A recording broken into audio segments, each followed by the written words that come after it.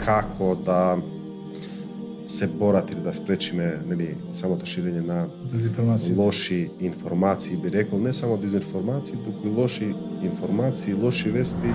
Дезинформацијата некогаш може да биде и полувистинита информација.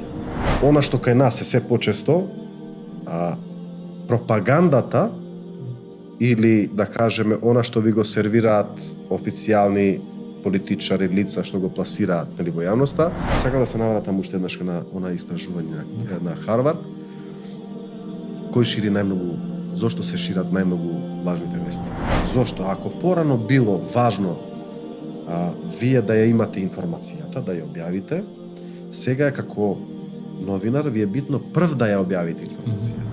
Сега политичарите држат пресконференции и не обвинуваат дека некој направил криминал или дека некој е предавник или патриот, туку викаат дали тој направил криминал. Оној кој што шири дезинформации, значи ги шири со цел да наштети на некого, да предизвика немири. Некогаш премногу слобода не е нарно, не е добро. Бидејќи не знаете ни што правите и ќе ја злоупотребите таа слобода. Кај нас тоа моментално се прави, ја злоупотребуваш таа слобода. Дали е тоа поради причината што за геноцидашите најголем непријател представуваат микрофонот и објективот на камерата. Вака беше некако. Вистинските вести.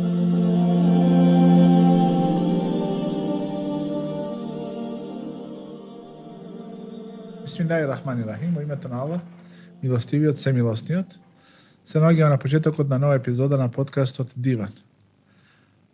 Во оваа епизода или емисија ќе разговараме за моќта на информацијата или поточно моќта на дезинформацијата. За да разговараме на оваа тема, вечерашен гостин ни е новинарот и заменикот главен уредник во телевизија 21, Един Растодер. Да го акцентирам како што треба. На кого му заблагодаруваме што вечерва издвои од неговото време да биде со нас и да разговараме на оваа тема, која што сметаме дека е многу важна. Бидејќи живееме во едно општество кое што е мултиконфесионално, мултиетничко и информацијата може да биде колку корисна, толку и штетна. Пред се ви благодарам на поканата, поздрав до и гледачите, се надевам дека ќе одговориме или ќе го насочиме вниманието на оние сите што ќе не гледаат како да се борат или да спречиме самото ширење на лоши информации, би рекол, не само дезинформации, туку и лоши информации, лоши вести и како они тоа да го препознаат за да не западнат во таа замка, како што кажа и ти, тоа е една многу опасна појава во последните неколку години и за жал, мислам, барем според моје мислење, тоа се поголем замав, можам така да кажам, ќе зема. На нас останува да се бориме против тоа. Со нас, како и секогаш, е поштованиот Фатмир Африм Ковачи, кој што ќе збогати нашата дискусија со неговите... Збога јас и збога ти.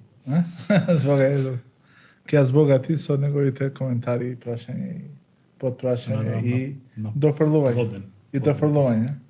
И клизечки. На почетокот би сакал, бидејќи ние, како што и сам рековте, живееме во едно општество во кое што доминира таа медиумска неписменост. Луѓето се уште не знаат да ги разликуваат вистинските вести од тие кои што се лажни или од тие кои што се спинувани. Според твоето искуство, каде е фокусот на народот во народите во нашата убава Македонија? Каде е фокусот? Дали повеќе се фокусирани врз така наречени сензационални вести кои што во најголем број на ситуации се невистинити, или пак повеќето кај нив постои еден натрешен, да кажеме, контролор кој што ги тера да се насочат кон вистинските вести и кон вестите кои што се или информациите кои што се автентични. Пред да ти одговорам на прашањето, да дадам некако вовед за дезинформацијата и лажните вести. Во суштина, И иако тие се, да кажеме, одат една со друга и лажните вести и дезинформациите, сепак тие не се едно те исто, треба да се прави разлика. Зошто го велам ова? Затоа што дезинформацијата некогаш може да биде и полувистинита информација. Полувистинита информација. Значи, информација која што се темели на е објавена или пласирана на недоволни факти. Додека лажната вест е целосно лажна вест.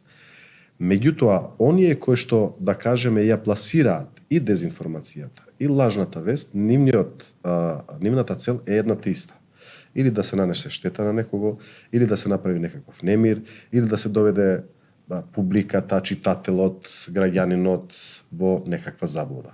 Сега има тука едно несогласување, да кажеме, со оние кои што се бават со истражувањето што е тоа дезинформација, каква форма, нели, вест е на дезинформација, и едни од најкредибилни, да кажеме, истражувачи на самата дезинформација и лажните вести се од Harvard Kennedy School, во рамките на Универзитетот Харвард, каде што учествувале во тоа истражување и политиколози, социолози, психолози и така натаму. И тие велат дека лажната вест е дефинитивно дезинформација. Значи, со намера направена, пласирана, да нанесе штета. Меѓутоа, она што кај нас е се почесто, пропагандата или, да кажеме, она што ви го сервираат официјални политичари, лица што го пласираат во јавноста, тука не се согласни тие дали е тоа дезинформација, односно лажна вест, туку нема согласност. И уште еден тип кој што, да кажеме, вести кои што се сметале за дезинформација, тие велат дека тоа не е дезинформација, зборуваме за хумор и сатира. Хумористична вест, веројатно сте сретнале по социјални мрежи за некаков вистински настан, што е случен, на некаков хумористичен начин се пренесува таа вест, меѓутоа во речиси сите... Преку сатира, например. Како? Преку сатира или... Да, преку сатира, меѓутоа во најголем број на случаи таа сатира, таквата вест кога објавиле, има фуснота долу и кажуваат дека ова е само сатира, има намера да ги насмее ова. Фокусот, да се навратиме на прашањето. Не само медиумска писменост кај нас. Јас сега не би сакал да бидам сватен надвор од оние што ќе го гледаат подкастот, ама за жал мораме да констатираме дека во Македонија, без разлика на етникумот, верската припадност, туку збориме така, зборуваме за општо за сите граѓани, за жал нивото на самата писменост, не само медиумска, е многу ниско. Јас не зборувам сега за луѓе кои што ќе каже некој да, ама имаме висок процент на високо образовани лица кои што завршиле факултети, високи школи. Магистри, доктори. Можеш ти да завршиш и 3 факултети, меѓутоа и натаму да бидеш елементарно неписмен. Туку дека си учил за таа диплома или не знам на кој начин си го завршил тој факултет, ама ти си неписмен и не читаме. Такво општество, кога е елементарно, да кажеме, неписмено, не чита, како да се изразам, не расудува, нема критичко мислење. Не може да распознава. Не може да распознава. И затоа кај нас е и тлото е погодно за ширење на такви лажни вести пред се и дезинформации. Подпомогнато со, да кажеме, и со институциите. Зошто го велам ова? Затоа што ако едно општество ја изгуби довербата во институциите, функционерите, политичарите, тогаш исто така тоа општество, тие луѓе се многу подложни и лесно потпаѓаат под таков наратив лажни вести. И би сакал да се навратам уште еднаш на она истражување на Харвард, кој шири најмногу, зошто се шират најмногу лажните вести? Заради пристрасност. Истражувањето нивно покажало заради пристрасност. И сега, ако вие дојдете до некаква информација, да кажем, на социјалните мрежи, и ви е вам блиска, односно Ви се допаѓа. Да, кореспондира, да кажеме, на некаков начин. Ја носи водата кон со твојата ваша организација. омраза, со ваш став, со ваша дискриминација кон некого или нешто, тогаш вие таа вест ќе ја прифатите како вистинита и ќе ја ширите. Ќе ја споделувате на своите социјални мрежи и дури нема ни да бидете свесни дека вие со тоа можете да нанесете штета. Да. Фактички вие правите пропаганда во тој случај. Да, се има и тука разлика, велат овие исто така истражување, па друго едно истражување вели дека оној што несвесно ќе шири дезинформација, па и не е толку виновен, пошто несвесно, нели, поверувал во тоа нешто, тој мисли дека тоа е така и ја проширил таа веста. Меѓутоа, истата штета тој ја прави како тој првиот кој што некој ја формира. критериум, некое правило кај вас новинарите во проверката на вестите? Дали изворите се гледаат, односно од колку извори треба да потекнува таа вест за да се одреди дека е вистината и која што можете понатаму да ја пласирате? Главно основно правило, на пример, во новинарството, јас сум дипломиран новинар, 20 години го работам, тоа е дека веста не смееш да објавиш ако не е потврдено најмалку 3 извори. Значи 3 извори. Различни, не да се спојени. И тоа некогаш се практицирало. Меѓутоа, во денешно време, во ова море, да кажеме, на во заграда информации, тогаш вие и како новинар се губите. Зошто? Ако порано било важно вие да ја имате информацијата, да ја објавите, сега е како новинар ви е битно прв да ја објавите информацијата. Нели? И може би тука е тој проблемот. И затоа гледаме што побрзо да објавиме без да ја провериме добро, за да бидеме први. Па макар и да погрешиме. Така. И без да се обрне внимание на тие професионални стандарди. Мислам дека лани или полани беше, имаме ние Совет за етика во медиумите. Имаме за нас телевизиите агенција за медиум сега. Кажете ни го случајот со Министерство за надворешни работи. Да, сте се формирали. Да, и ќе го спомнам тој случај и уште неколку примери. Ненамерна дезинформација. Да, ненамерна. Тоа беше у тие преговори со Грција, кога беше потпишан договорот, па потоа нели требаше да се менуваат имењата на институциите, да се додаде придавката Северна. И треба да помине тендерот, така? Така. Тука се фатија сите. И вие кога верувате на свој новинар, да, нели? Дури некогаш во таа брзина, да кажеме, во обид тоа сакам да го доврзам со брзината. Да ја имате информацијата кога времето те престигнува. Да. Пред сите, тогаш и вие како уредник за жал или како новинар нема докрај да ги проверите информациите, да ја утврдите фактичката состојба и ќе го објавите тоа нешто. А за се е одговорен уредникот, така? Па на крај на денот. На крај, да. На крај на денот. Се што е објавено, одговорноста е него. Се на крај на денот, да. Значи практично уредник во една телевизија е последниот филтер на сето она што треба да се објави. И сега ја не да застанам сега во моја одбрана или во одбрана на мои колеги. Меѓутоа и истражувањата го покажуваат. Динамиката е многу брза.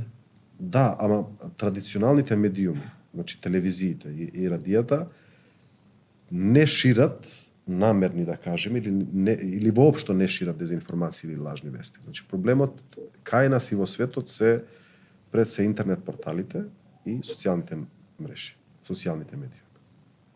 Таму е проблемот. Нема механизам на проверка на информација, нема. Па нема некаков филтер, кој одговарат ли пред некој? Кај нас има, да кажеме, во пак е колку години се, извинете да прекинам, се разговара за тој некој закон да се стави некој ред и некоја контрола врз овие медиуми кои се порталите, интернет порталите. Па сега има обид, има законска регулатива, имат здруженија на интернет портали и сето тоа и така натаму. Меѓутоа е многу тешко. Зошто? Затоа што ти портал можеш со домеин, ја и не сум информатичар па да ги разбирам тие работи толку, да отвориш у било која земја. Така?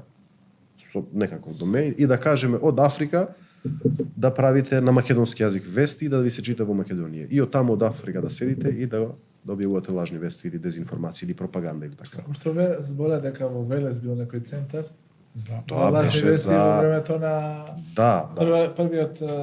првиот мандат Трамп кога Трамп го направи, значи тие лажни вести, мислам Велес стана познат у светот, поради за жал, поради лажни вести. Имаше еден извештај за Велес од CNN, дојдоа... Не само CNN, многу странски телевизии, угледни, значи професионални, дојдоа да снимаат, ги бараат, тоа се беа деца млади, значи, кои што нели баратаат на тие некои интернет.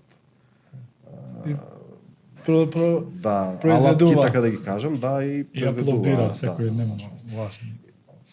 Тоа е многу опасна работа. Значи, лажните вести и дезинформациите се многу опасна работа. Еве еден случај што би сакал да го споделам е исто така за тие избори 2016 за Трамп и таму беше во Америка, значи беше пласирана во неколку наврати една те иста вест дека во одредена пицерија, Pizzagate се викаше таа на некоја после афера, во некоја пицерија имало трговија со луѓе со деца и во таа трговија со луѓе со деца учествувале познати политичари од една политичка провиненција, нели, од таму се републиканци и демократи. А тоа се востанови после проверките се востанови дека тоа не е точно. Но штетата е веќе направена. Имаше случај уопсе на човек Демантот никогаш не може да ги остави сите последици. Не. Повеќе ја читаа, значи самата информација, лажната вест или и не мора да е лажна вест. Повеќе луѓе ја читаат веста отколку кога ќе напишете демант на тоа и овако, никој не е отворен. Никој не чита. Да. Опасност отиде до таму што уопсе не човек кој што влегол со автоматско оружје се наоружил и влегол во таа пицерија да ги најде тие да ги пука. Значи за среќа никој не настрадал таму, не е убиен, али сакам да кажам колку тие лажни информации може да доведат и колку се опасни.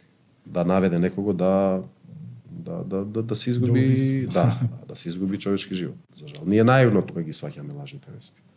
Многу наивно. Еден од главните проблеми, повторно ќе кажам, ќе се навратам на писменост или неписменост, или што за жал кај нас повеќето луѓе читаат само наслови. Многу ретко некој ја отвара целата вест да ја прочита, туку само наслов, а во многу случаи, во многу портали имало само наслов, става и отварате веста, нема нигде веста. Да те привлече или пак една реченица две, кој што не ја представува таа вест во суштина. Не ја представува ни суштината на веста, туку само да те привлече да го прочиташ текстот. А ти сосема поинаков заклучок треба да изведеш од самата вест. А ти читаш само тие две реченици и ако останеш на тие две реченици, ти си веќе дезориентиран. Така е. Односно дезинформиран. Така е. Денеска фотографија девојки се тепаат. Може се види таа вест. И вчера вика во Скопје се степале 3 девојки, 3 жени, возрастни бе. Да. И после во текот, ајде кога да прочитам до крајот информацијата, вели фотографијата не кореспондира со таа вест. Значи, земена некоја друга фотографија. А таа фотографија повеќе привлекува, бидејќи таму се гледа како се во конфликт. За жал тоа се повеќе се користи и уште со развојот кликбейт, како се вика тоа? тоа? Да, кликбейт. Значи да добиеш што повеќе кликови. Имаше една идеја пред неколку години, значи кај нас сега тогаш имаше смена на власт, па некакви состаноци како ние да направиме професионални медиуми, но не сакам да навлегувам во политика, не ми е ни намера, кој на власт бил како бил, но имаше пред неколку години, 7-8 години, една идеја да се формира регистер на професионални медиуми.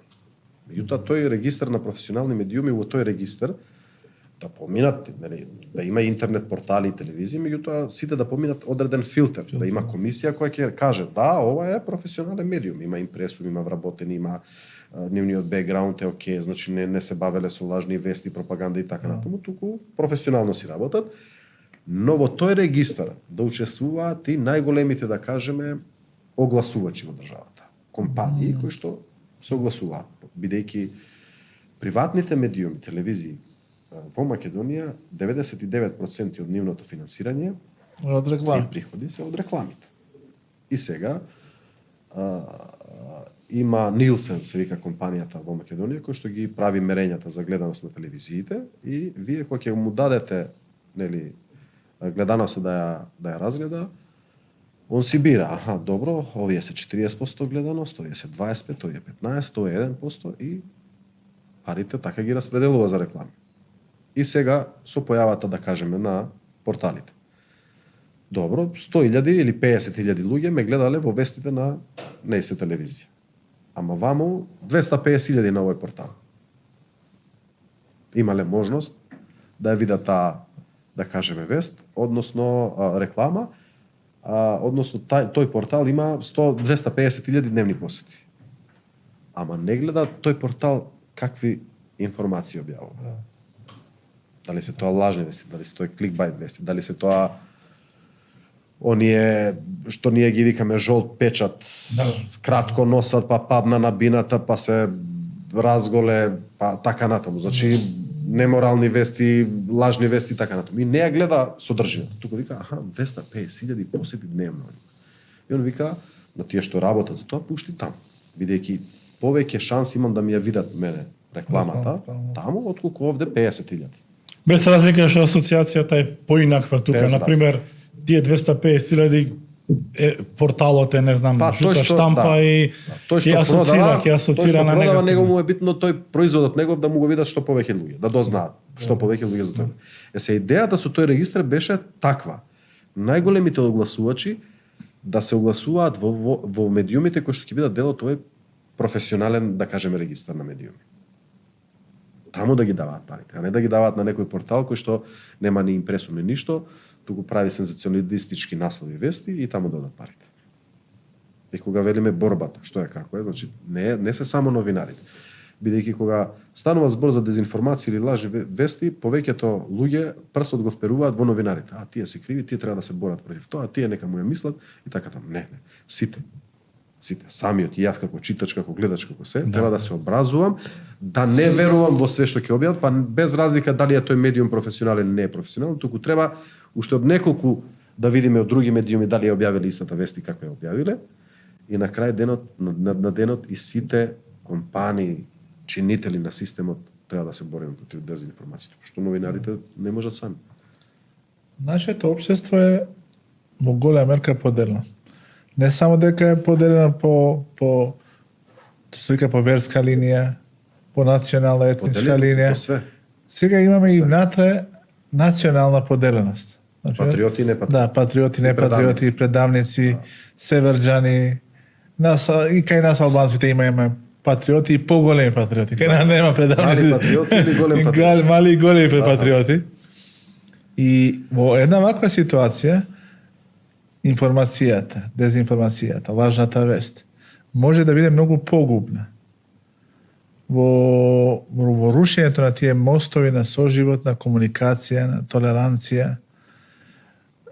Како ние рековме дека медиумската писменост и воопшто писменоста е на едно ниско ниво. Што би предложиле вие? На кој начин да се поправи состојбата? Дали треба некоја институција да превземе некоја мерка или пак ова повеќе треба да се работи на ниво со луѓето, со народите и со припадниците на религиите, за да станат посвесни дека ние сме во основа многу послични едни со други, отколку што сме различни едни со други. Значи, Ова знам дека е звучам песимиста. Да бидам песимист. Знаете како ако имам можност да се нашалиме, малце ќе кажеме на вист, песимист и оптимист. И песимистот вика, не може да биде полош, оптимистот вика, може. Може и полош. Може. Нели оптимистички. Не сакам да звучам наистина песимистички, ама таа борба, например, во нашето општество е многу тешка. Зошто ја велам тешка? Затоа што не се тука дел од ширењето на тие лажни вести, дезинформации, на тие не се само Facebook страници, TikTok, портали. Значи има еден тука кај нас поголем проблем. Имаше едно истражување кај нас пред 2 години, Метаморфозис мислам дека го направи со анкета нели помеѓу граѓаните. 90% од испитаниците одговориле дека изворот на дезинформациите го гледаат во политичарите. 90% од нив. И ако пред неколку години политичките партии излегуваа, да кажеме, на пресконференции и напаѓа нивен опонент или го обвинуваа дека направил криминал, без да презентираат докази за тоа, се соочува со приватни тужби. Нели, бидејќи он политичар има едно правило у собрание. Имаше клевета тогаш. Да. Сега веќе клеветата не Има и тоа, меѓутоа нели тешко е докажливо, така натаму има и судски постапки и тоа се многу ама и судството е пребрукирано на пример и со други случаи. Сега ти кој ќе дојдеш на рочиште и кажеш овој рекол за мене нешто невистина, самиот судија кој што има друг предмет, му е доделен со потешко кривично дело и ти вика дај ве молам извинете се тука, извини му се и објави едно извинување таму и да го затвориме случајот затоа што јас имам други случај со потешко кривично дело. И тоа така завршува со извинување. Сега политичарите држат пресконференции и не обвинуваат дека некој направил криминал или дека некој е предавник или патриот, туку викаат дали тој направил криминал. Значи со прашалник на крај ние новинарите велиме, наслов со прашалник. Тој што за не констатираш, туку прашуваш. И он така се оградува, значи ја не сум рекол. Јас сам сум после прашал. Јас Да. Јас прашав, така се вади додека ако има да кажеме. А ние многу сакаме да прашуваме. Да, и ние пошто политичарите сакаат да прашуваат. Меѓутоа тоа народот не го распознава. Тоа он веќе го гледа.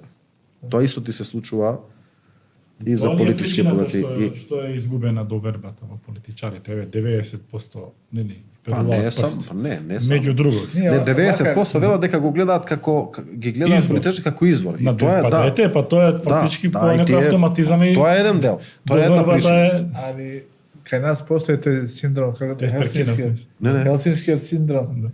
Кога тој што не киднапирал, ние се сочувствуваме, сакаме, имаме емоции. Тој ни земал се што може и што не може, се обидува да ни го земе, а ние пак викаме на крајот, кога ќе време на избори, ќе гласам за него, добар човек. Тоа е еден начин, например, да им се каже на политичарите дека грешат, дека не им се верува, баш на тие избори, но баш зборувавме. Таа колективната вкусни се сендвичите.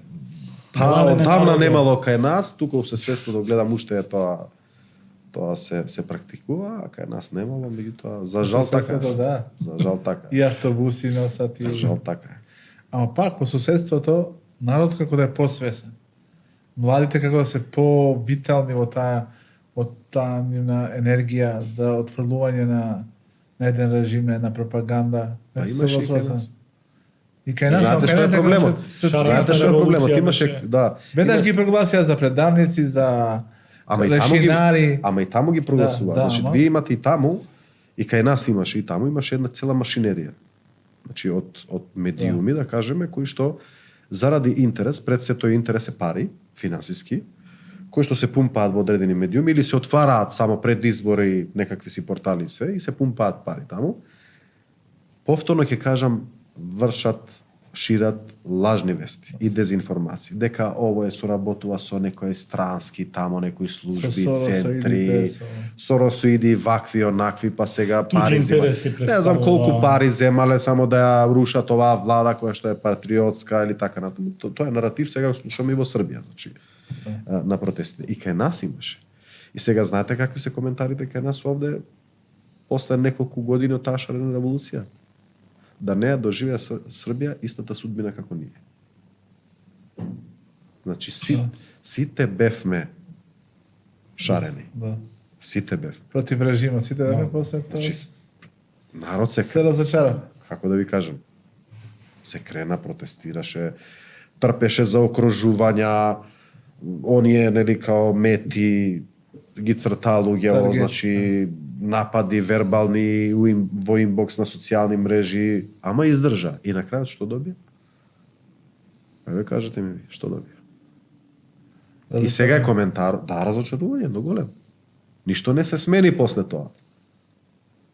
Да, слободата на говорот беше подобра. Ние како медиуми почувствувавме некоја слобода, значи немаше такви притисоци или не знам, имаше. Ама другото што се смени?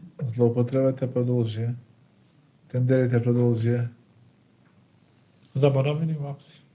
И сега коментарите се да не ја доживее Србија истата судбина како и ние што доживеа. Гледајќи на овие социјални мрежи, ние за ова ќе зборуваме во некоја друга посебна емисија, но сакав да те прашам. Се работи, етничките поделби се веќе реалност во нашата држава. Но сега гледаме никулци кај што се обидуваат некои луѓе преку лажни информации, дезинформации, преку говор на омраза да поттикнат или да започнат една меѓуконфесионална и меѓурелигиска конфронтација или некој конфликт. Пред некој ден гледам, читам текст кој зборува со погрдни говори, со погрдни зборови за нашиот пратеник Мухамед саллаллаху алейхи ве селем. Или пак зборува за начинот како ние клањаме, молитвата наша во исламот, дека таа е само нешто надворешно. Сакам да кажам дека сето тоа што го говорат се базира врз лажни информации или врз нешто што не е вистина. И воопшто не се консултирани. Дали сметаш дека зад ова, да начам, негативна иницијатива стојат одредени кругови кои што сакаат уште повеќе да го фрагментираат ова наше општество, или пак тоа е, да кажеме, инцидентно дека се случило сега? Со оглед на тоа дека сум професија новинар, јас не би можел да тврдам, да кажеме. Бидејќи немам искрен да бидам, не сум ни прочитал тој текст, не сум го прочитал што го спомнувате сега, и ако немам некакви опипливи факти, не би можел да кажам. Меѓутоа, ако се навратиме на почетокот на подкастот и кога се обидовме да дефинираме што е дезинформација и зошто тие се шират, тогаш ќе ни биде јасно дека оној кој што шири дезинформации, значи ги шири со цел да наштети на некого, да предизвика немири или да ја збуни, замае јавноста, да ја насочи во погрешен правец. Значи, и веројатно, ако веќе е тоа така, тие текстови се такви, зад тие текстови стои некој или некои во множина кои што имаат таа цел. Значи, имаат некаква цел. Иначе да нема некаква цел, немаше ни да се појави тој текст, како се вели, Facebook страница. Не е ново тоа. Значи, во суштина дезинформациите и лажните вести се појавуваат во одреден период, потоа стивнуваат, ги нема одредено време, па после ќе изболнат. Кај нас со оглед, ја веројатно можам да поврзам, бидејќи сум сретнал и јас во изминатиот период одредени такви информации, односно вести лажни, не поврзани со верата, туку општо и за етничките и за други прашања, веројатно дека се ближиме за избори. Околу изборен период сме. И веројатно тука сега можеме да очекуваме тоа. Меѓутоа, дали ова ново? Ова не е ново. Јас ќе ви кажам еден пример, може би има 15 години, и каде што работев во еден медиум, во тој истиот медиум, јас прочитам на веб страна, вест која што веле исто за пророкот, нашиот пророк Мухамед, каде што се велеше дека он наредил без ништо, без овако, сите кои што не се муслимани да бидат линчувани, убивани, кај да се сретнат. Значи, разбирате? И јас тогаш бев новинар на почетокот и така натаму и реагирав до АБФ единствен бошњак муслиман од таа редакција, реагирав до уредникот, му кажав дека ова не е точно. Ова не е точно. Викам, јас колку што сум упатен, колку што сум читал од нашата света книга, ова не е точно. Дури викам му кажав дека нели во времето на војните, кога ги предводел нашиот пророк, дури заробениците не биле убивани, не смееле да бидат убивани. Туку добивале наредба да описменат, нели, 10, да се бидат ослободени. Да бидат ослободени. Као откуп за нив. Да, као откуп. И тој ми рече само, јас не знам, ние добивме таков текст, треба да го објавиме и тоа е тоа. Значи не е ново. Дали треба да го проверат 3 извори, треба тројца оџи да прашаат. Или ИВЗ треба. Значи, интересно. Па не требало изгледа да се провери. Таа вест. Да, И значи тоа поентата е бил... да помине веста. Да, и поентата е ти... Јас се не туку зборувам во се ставам на местото или in the shoes на новинарот кој што ја пласирал, нели треба на од 3 извори да провери истата вест. Значи Ама ако се ставаш во улога на местото на тој новинар, веројатно треба да се ставиш и наводници. да, Новинарот. јас. Сигурно тоа е Ме разбираш, мислам. Еден од проблемите, ја можеби ќе звучам и себично и све, еден од проблемите е во денешницата, не само во Македонија, туку секаде во светот, каде што многу новинари се појавија по наводници. Да. Значи, јас сум да кажеме школован новинар, сум завршил факултет. После аналистите се новинарите. И тоа се аналистите, мислам, и тоа се аналистите, и тие се едни може да се каже дека и тие кога излегуваат на дебат или на телевизија треба да внимаваат на кој начин го коментираат нешто, на кој начин го презентираат својот став, затоа што тој став може да се окарактеризира како нешто вистинито, односно не да е личен став, туку некаква информација кој што експертот, аналитичарот ја знае и да го доведе во заблуда и гледачот или читателот или не знам. Значи, затоа реков Тоа најмалку внимава на тоа дека ти можеш да го збуниш, особено ако имаш предвид дека масата што те гледа не е медиумски описмената. Абе не. И сега ти можеш многу лесно да ги доведеш во заблуда со некој тврдење, со некој твој коментар, кој што велиш дека е лично моје мислење. Многу од луѓето таа слобода на говорот ја погрешно разбираат. Па кај нас има, ја мислам дека има им премногу слобода на говор. Ако можам да се изразам така, лошо е да ја ограничите слободата на говорот. Слободата на изразување, слободата на вероисповед, на етничка припадност, на било, да, тоа се основните човекови права. И многу е лошо, мислам, како да ви кажам, вие не треба ни да размислувате да нештото го ограничувате. Меѓутоа, некогаш, ние сме живееле во еден друг систем, па веднаш сме влегле во друг систем, некогаш премногу слобода не е нарно, не е добро. И дека не знаете ни што правите и ќе ја злоупотребите таа слобода. Кај нас тоа моментално се прави. Ја злоупотребуваш таа слобода. Слободата не е на говор, не е да кажеш било што. Било што. На штета на некој друг. Јас да кажам и да ве навредам вас, не дај Боже, двајцата. Зашто имам право да го кажам? Имам право, тоа е слобода на говор. Не, слобода на говор, јас да си го кажам своето мислење и во одбрана на мојот став да го кажам. Така. Али јас да ве навредувам, да ве напаѓам, да ве обвинувам, да ве дискриминирам, мислам тоа.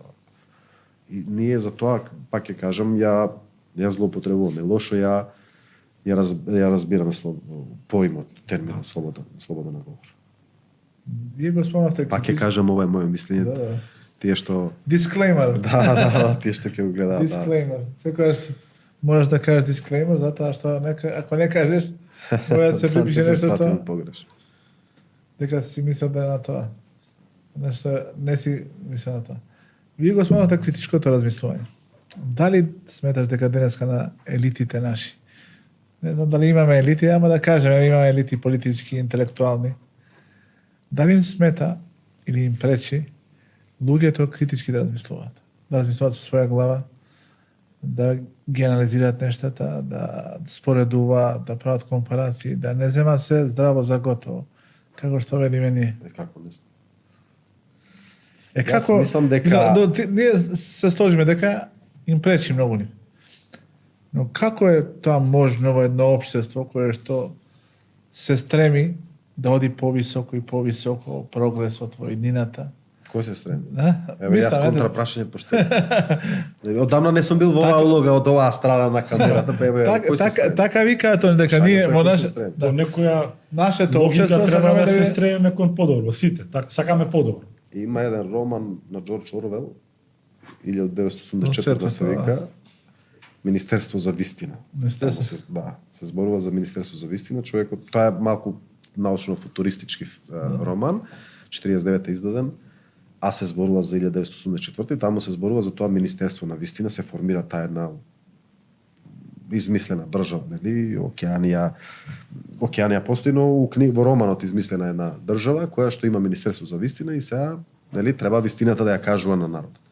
Всушност, тоа е таа иронија, на тоа Министерство за вистина, која што, иако се вика Министерство за вистина, практично Прави пропаганда. прави. И кај нас е, како да ви објаснам,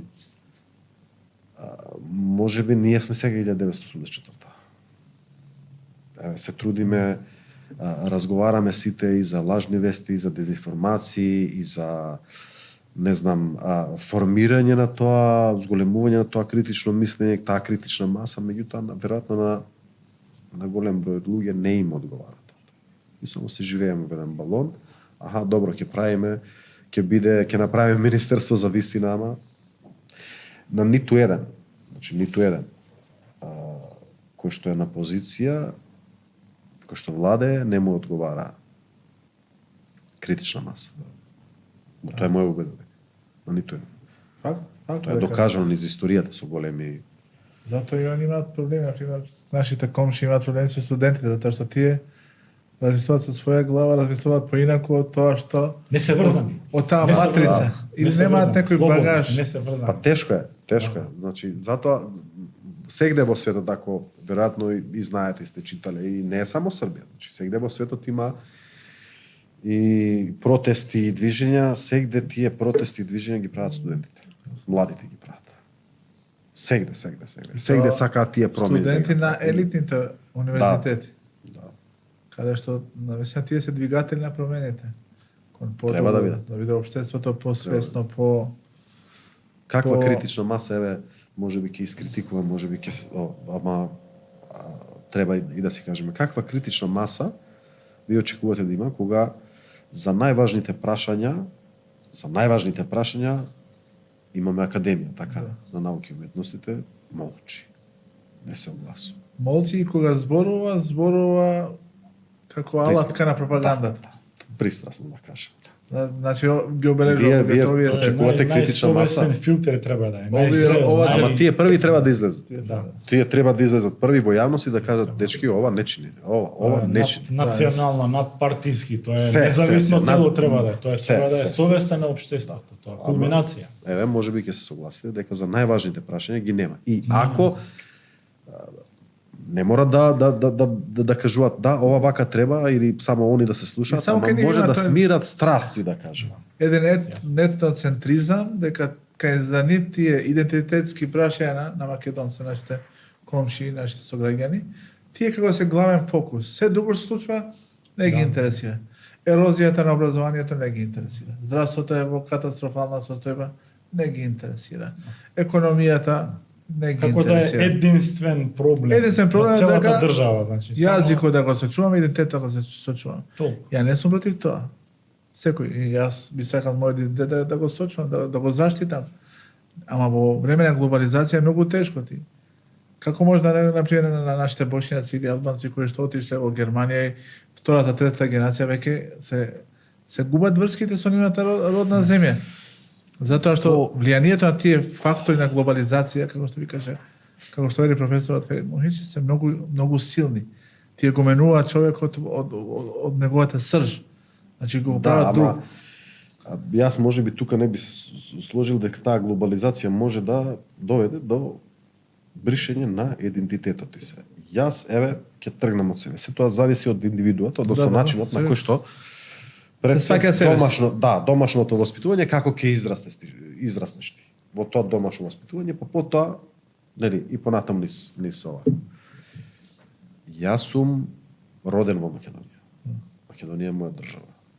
Меѓутоа, ако се делиме, нели, по етникум, јас сум бошњак. Ама роден сум тука.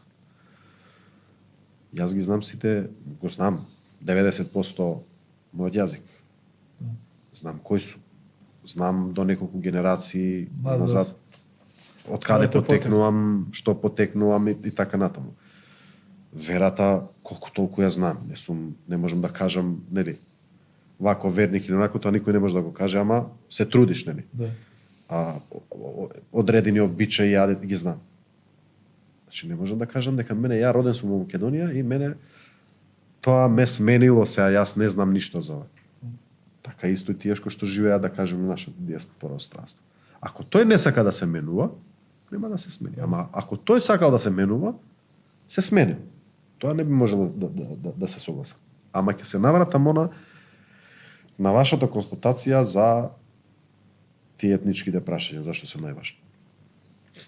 Во социологија на комуникација пишува, на факултет сум го учел, има реченица која паметам, тогаш ми остана така и ја паметам и ден денес посебно. 20 години. Колку е едно општество посиромашно, толку е поизразен национализмот и лажниот патриотизам. Една реченица. Рамбо Амадеус, дефиницијата неговата на ние подкасти сум го гледал како дефинира што е патриот, што е националист и така натаму. Значи најголем тој патриот лажен е тој што има плата 200 евра. Верувајте да нас да ни се средени другите работи. Другите работи да ни се средени, да секој од нас, да кажеме, пар, маж и жена, работат и имаат по 2500-3000 евра плата, вкупни приходи од 6-7 евра месечно, никој нема да се замара со тие прашања. Дали си ти албанец, дали си ти бошњак, дали си ти македонец, дали си ти, не знам, муслиман, дали си ти христијанин, дали си...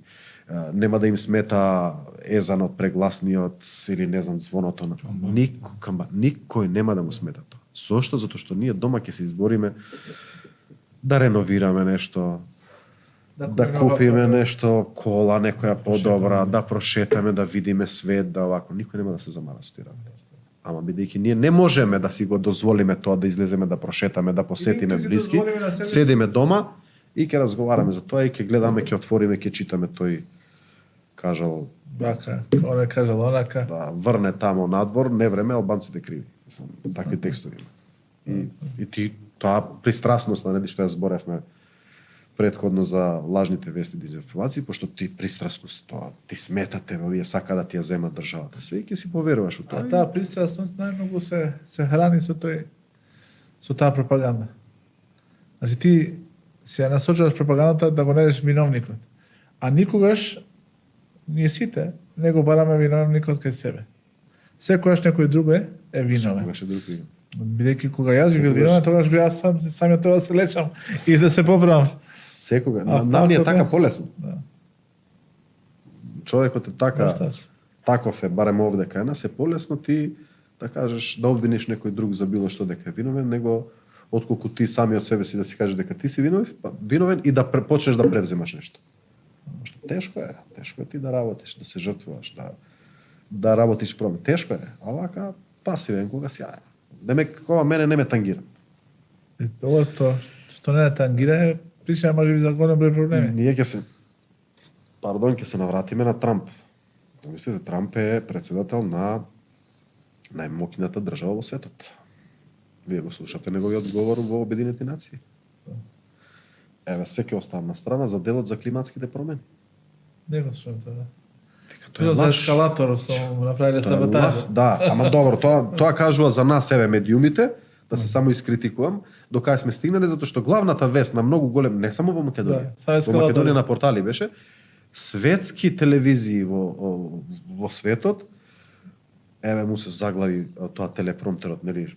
Ние во телевизии што читаме, па ни се чудат колку се паметни овие, се на памет знаат. Телепромтер се вика таа направа, заглавил и он после мора да одлист или да тоа на памет што го научил или ескалаторот што му се заглави. Тоа е главната вест. И другото климатските промени никој не ги чуна. Например, јас не сум гледал. Вели, тоа е лага. Тоа е измислица. Hoax, како викаат. И сега замислете вие луѓето што во светот што го гледале. Обичните луѓе.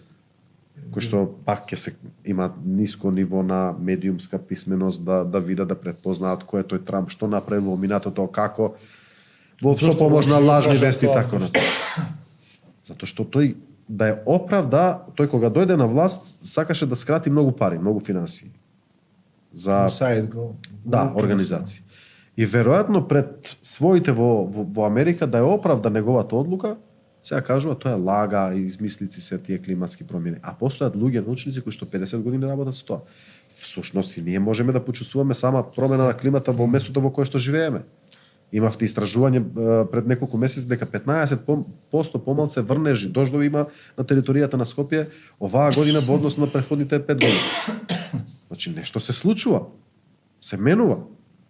Сега, дали е тоа така некаков си процес, или има навистина ние како луѓе што не ја чуваме околината се меѓу, ал вие не можете како председател да излезете да кажете дека тоа е лаж. Да, да се врати на експертите, на луѓето кои што, како што рече и самиот истражувале, и не можеш ти да негираш нешто што е активен процес. Сите ние го чувствуваме. Не, он веројатно знае, веројатно намерата, тука зборуваме ние за намерата, дали повторно да врземе за тие дезинформации, она што ме прашавте за нашата држава, нели, пошто сме поделени и многу се користи етничката, да кажеме, етничкиот момент. Конотација, да, за да се остане на власт, да се добијат и гласови. Трамп така дојде на власт. Со напади, со ширење. И со тоа што го велеше Америка на прво место. Добро. Мага, make America great again. Да, great again. Политиката не е баш great. Па не му е баш, ама Тоа е. Самата пропаганда, самите ширење на лажни вести си го направија својот. Во функција на темата што ја отворивме денес, пред некој ден најдов на некои податоци во врска со новинарите кои што се загинати во Газа во последните 2 години, значи од почетокот на конфликтот, односно војната, последната војна. Значи бројот се искачил на 270. Геноцидот. Да, можеш да кажеш агресијата, ќе се надобро, значи одиме со етничкото геноцид. Да, сега можеме да кажеме зашто ете се огласија повеќе светски лидери, веќе не е толку табу. 270 новинари загинати. Значи во Убиени, екзекутирани. Да, буквално екзекутирани. Прва светска војна, Втора светска војна, Виетнамска војна, Кореанска војна и Ирак. До Ирак, така тој е податок, значи вкупно, кумулативно не се загинати толку новинари колку ще се загинати во Газа. Дали е тоа поради причината што за геноцидашите најголем непријател представуваат микрофонот и објективот на камерата. Вака беше некако. Да, вистинските вести. И нели беше моабетот, треба нели да одат новинари од странство, ово, она, демек тие новинари не се валидни, демек тие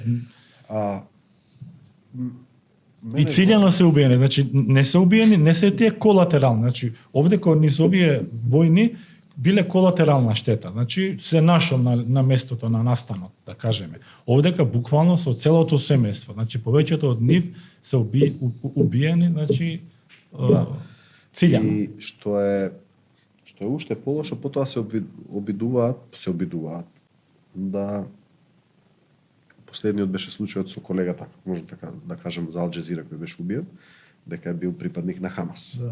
И дека нивната борба само заради тоа е да се нашли фотографии како е слика. Да. И мене може да ми најдат фотографии, да ми извадат со некој политичар или така натаму, да тие работат со сите. Па тоа е нормално, не мора да е и странски новинар ако отиде тука. Јас да отидам во Газа, јас нормално дека ќе побарала средба со Хамас, да ги прашам. Што правите, како војувате, што? Тоа што има интервјуа со Бин Ладен. Тоа е новинар. Одговорот веројатно и веќе го знаете зашто тоа се прави.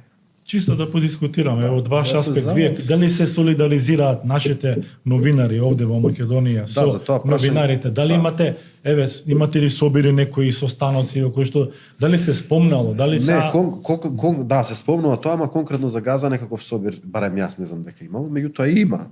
Некоја точка секоја година се пренесува, се дискутира, се зимат информациите од Репортери без граници, се кажува дека расте репресијата врз новинарите, не се само убиствата во завојуваните страни, него во мирни средини, мирни држави расте репресијата на новинарите, дека тие не се третираат коректно, да кажеме, и од институции, и од полиција и така натаму.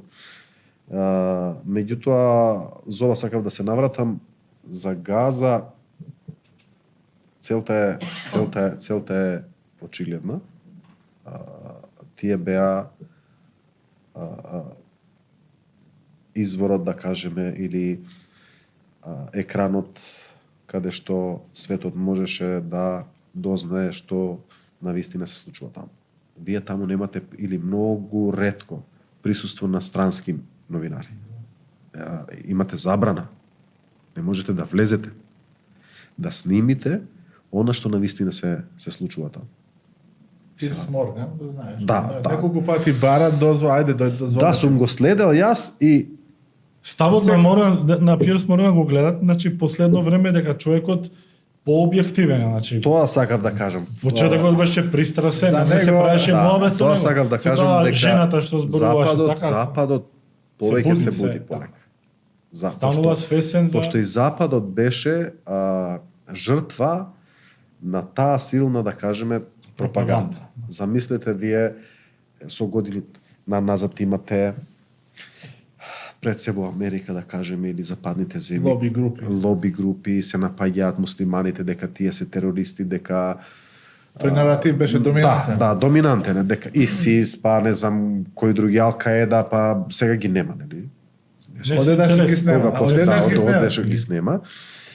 И сега најголемата исто така заблуда на Западот е дека во Газа живеат само муслимани, дека таму нема христијани. Така им одговара да мислат. Затоа што тие што ја шират таквиот наратив, тие знаат дека тоа не е точно. Меѓутоа јас зборувам во моментов за обичниот народ. Обичниот народ, перцепцијата е дека стварно само муслимани се таму. Дека во Газа, дека Израел напаѓа, убива само муслимани. А веројатно сте гледале дека не е така. Христијаните ги плукаат. Не е така. И сега Западот Калтон така се каза. Имаше интервју со еден монахиња се еден кен. Да. Монахиња од западниот брег, од Ерусалим, од Куц. И таа кажуваше дека нас се напаѓаат. Најмалото нешто што може да не исплука. И овој се чуди, на христијанин, по убедување, и како е тоа можно? Ние им даваме толку пари, ги наоружуваме, тие да се однесуваат така кон тие што го стојат 300. Активистка од Јапонија отишла, заведена жена, со знаме на Израел шета по улиците, вика Израел, почна да плука, дечи не личи на нив, значи физиономијата е поинаква. Со ташни, со ранци ја одира деца. Како ги викаат тие веќе има и посебен назив. Ама мене ми се допаѓа се буди малку Западот, значи она што веќе се зборува за постционистички Израел. Значи за еден Израел кој што ќе биде после таа кога ќе замре, може би ова е веќе ционизмот својата кулминација веќе ја постигнува и тие сите маски може би ќе паднат и ќе ги распознаат луѓето и нема да ги поддржуваат. Значи се е во поддршката овде, очигледно. Се е во поддршка, меѓутоа јас мислам дека се е за жал во светот функционира, барем владите функционираат на еден поинаков начин, тука се работи за моќ и за лоби, а пред се во Америка лобист е професија. И добивате пари од некого да у Конгресот лобирате вие за некого. Од таму е добиено името, така? Да. Кај лобијата, нели се собираат и ги убедуваат. И прочитав информација и додуша не само информација, има еден дечко заборев како се вика, кој што им упаѓа таму, ги снима со телефон и кажува да си земал милиони толку само да лобираш, зашто поддржуваш геноцид и така натаму на тие конгресмените, дека голем број на конгресмени се на платен список на Израел. И во позадина го кажа цифрата што ја земал. Да. И тој за пари работи. Значи не е он убедувањето патриота нешто Израел го сакаме. За пари добил 1.500.000, 2 милиони долари годишно и он си да си лобира. Не знам колку тоа ќе биде ционизмот, врвот. Не знам. Јас би сакал, наистина. Ама не се будат луѓето. Знаеш, има еден проблем, луѓето како да имаат кратко паметење. Има. Значи, јас се плашам дека кога би завршил, се надам дека ќе заврши оваа војна и ќе се намали бројот на жртвите и ќе се повторно ќе се изгради Газа, но дека луѓето за кратко време ќе го заборават. За жал така. И тогаш се ќе се врати на тоа ниво како што било претходно. Значи луѓето ќе ги заборават досторствата на оваа власт, на овие ултранационалисти што зборуваат тие дека Јавно повикува дека баш вчера гледав дека една вика пред војната, пред 2005 во Газа имал 10.000 евреи. Сега вика планот ни е да ги населиме 1.300.000 евреи на таа, откако ќе ги Ама не Дислоцираме. викаат, ја. ќе ги дислоцираме палестинците. Тие веќе не се ни плашат, дури Да, презентираат и карти, јавно тој министерот како им се викаше, не знам. Смотрич, тој другиот. Смотрич на финансија Бен Гвир на Бен Гвир. национална- Си окачил таму и си гледа, еве, Газа, појасот Газа, елитно нешто футуристичко Да. комплекс некој ќе правиме, тука А и ќе Трамп се- нешто зборуваше исто, даваше некои идеи, I'm gonna turn Gaza into a, не знам, futuristic city. Што ќе го? А ние зборуваме за Мислам- Газа, а на мислам што- западниот брег се исто така се случува. Да. Да. Погром. Да. Тие сега сакаат да го анексираат, веќе да не постои западната. Да, тоа Западниот брег. има и безброј видеа има тие како ги викаат доселениците. Да, settlers, колонизаторите. Да, settlers ги викаат како доаѓа и буквално му ја зима на палестинецот. Куќа. Нивата, куќата и вика бегај од тука и добива поддршка од IDF, од војската на Израел. IOF. Да. Викаат. Она што зборевме на почетокот дека социјалните мрежи во овие дезинформации носат стварно штета, меѓутоа па со нивната појава има една добра работа. Да не постојат овие социјални мрежи, некој да сними со телефонот што навистина се случува во Газа, ние овде не би ни Не знаеле може да што знае. што навистина се случува. Би И доаѓале. сега, ако така се вести прави, кои така се правиш. употребуваат социјалните мрежи, телефонот, Да. медиум, пошто сите се денеска медиуми. Затоа на самиот почеток кажав дека ние како новинари медиумите многу ја тешко борбата наша е тешка. Не можеме сами да се бориме. Било кој што има Facebook профил, Ама овие вие сте да. медиум. Самиот си медиум. Имаш Да. на социјална мрежа некаков профил отворено, било која социјална мрежа, се случува нешто во градот, дали се запалило возило, дали не знам било што, Пред сите, прв Трак. ќе што ќе објавиш. ќе го објавиш кај тебе, ќе го прегледа 3-4 илјади лица, Па се Ќе го стане преземе време. ти некој си медиум, да, може. ти си медиум. Да. Ти значи си информирал. Сега према вести. Додека се користи да кажеме за такви работи, тоа е окей. Значи Да, добро. Да. Меѓутоа за жал многу се користи за ширење Пропаганда. дезинформации, пропаганда и така натаму. Многу се користи тоа. Повеќе се злоупотребува отколку што се употребува. И вештачката интелигенција. Исто се повеќе сме сведоци на генерирани Видеа. видеа, едно такво беше поврзано, еве, кога збориме за Газа, видов видео генерирано со бродови огромни знамиња на Газа, како се дел од таа флотилата, како Да. се викаше меѓународната што плови Со кон муд. Газа. Да. И во прв момент јас кога го гледав, Мислиш дека е тоа? да, и дури реков види колку навистина Колку стварно, бродови, колку бродови, супер се, ама бидејќи нели сум дел од таа професија, почнувате да Се сомневате, после да. првиот нели впечаток почнуваш Првата должност е детали да се сомневаш. на бродот на овако и гледаш дека не е видеото направено баш со камера тоа видео.